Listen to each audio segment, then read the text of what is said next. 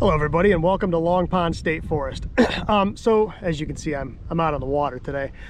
So today I'm actually going to shoot two videos. I'm going to shoot the first video about a lightweight complete QRP activation kit that I put together. It's actually in the bow of the boat right now.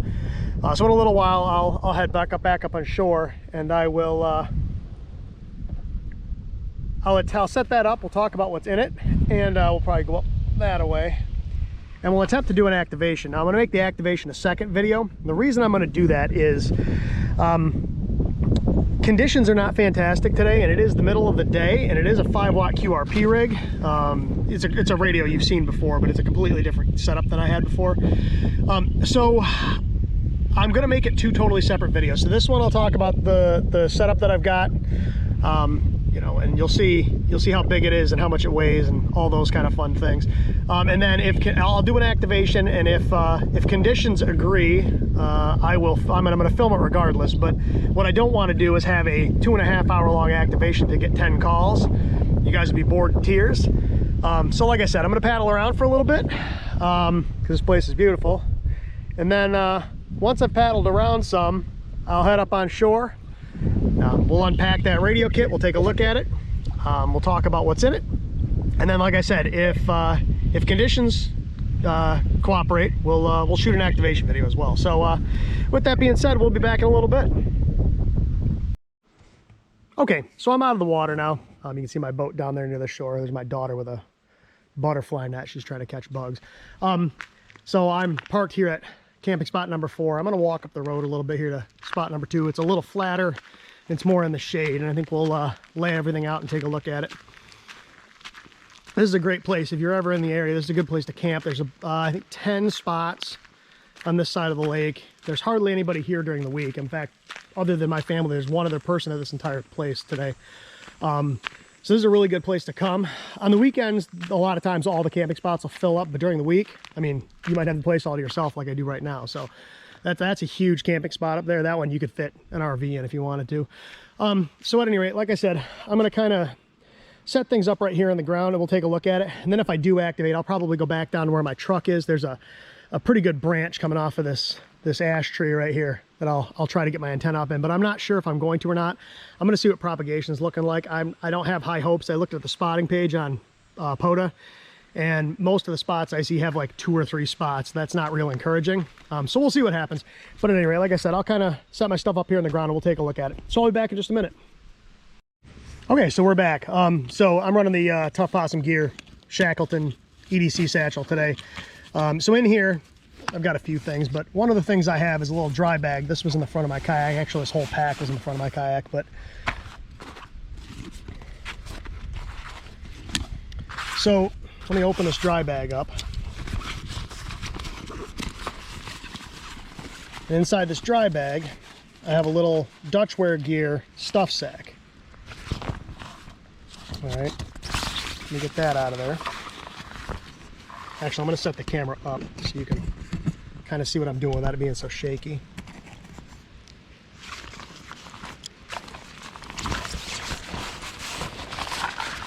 Okay, so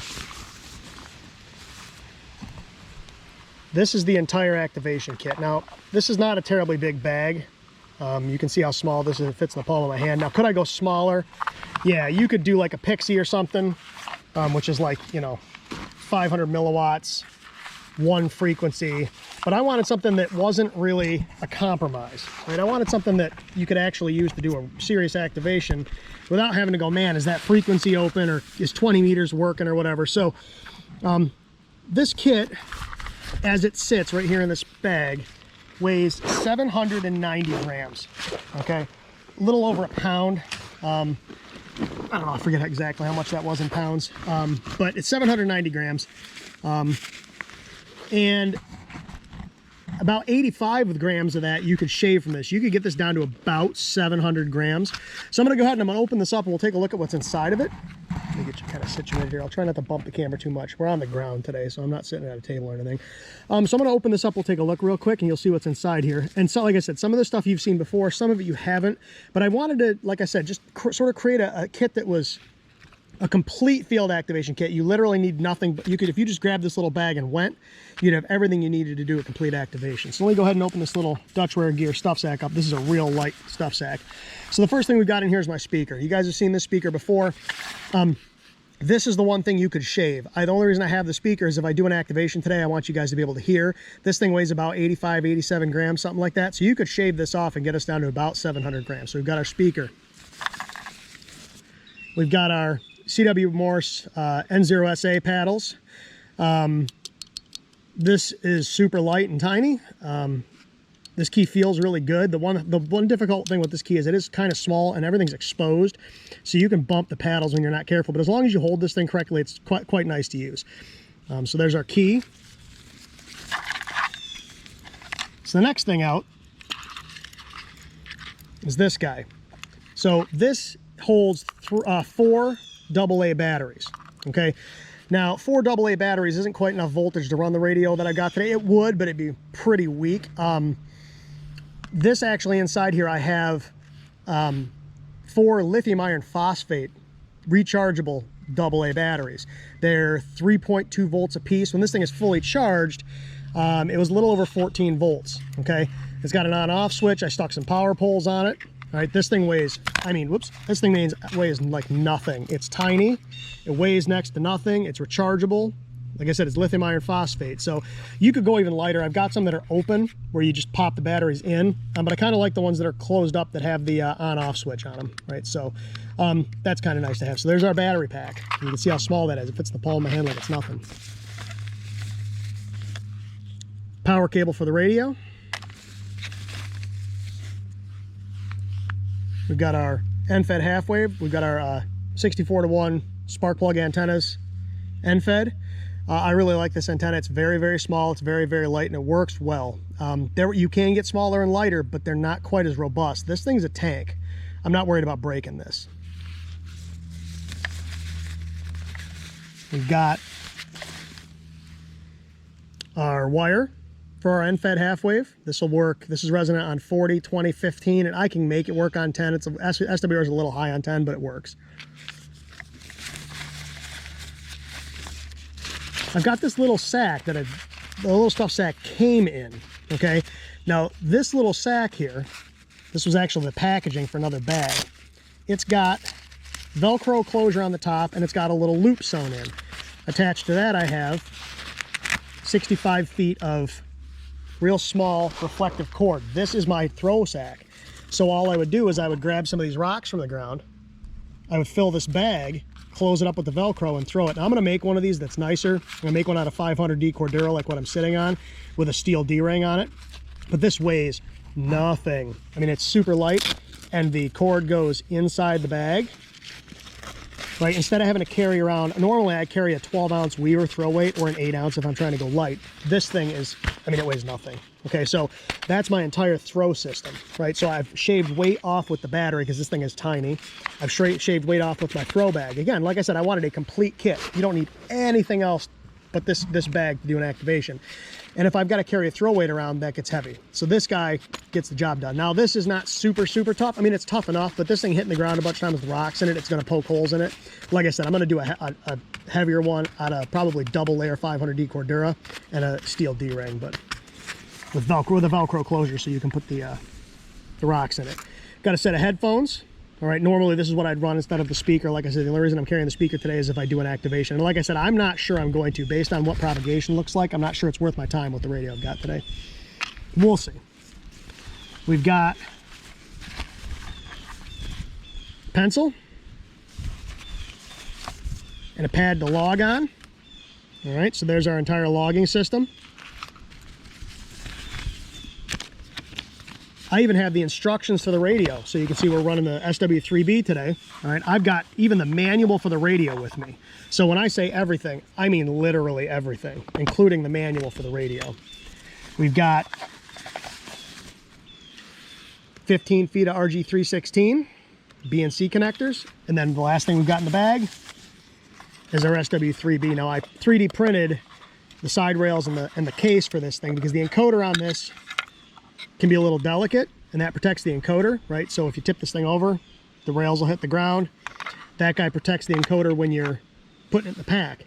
But I mean, that's literally everything you could need to do an activation. So we've got our radio, including the cover, our coax, the manual to the radio, logging pad and pencil, our battery pack, our antenna and our antenna wire, headphones, power cable for the rig, a separate speaker, and our CW key. And like I said, this entire kit fits in the palm of my hand, weighs 790 grams. This will run, I can run 40, 30, 20 on this radio. This antenna will do 40 and 20. It won't do 30. I do have a separate radiating element I can use on 30, but I don't have it in this pack.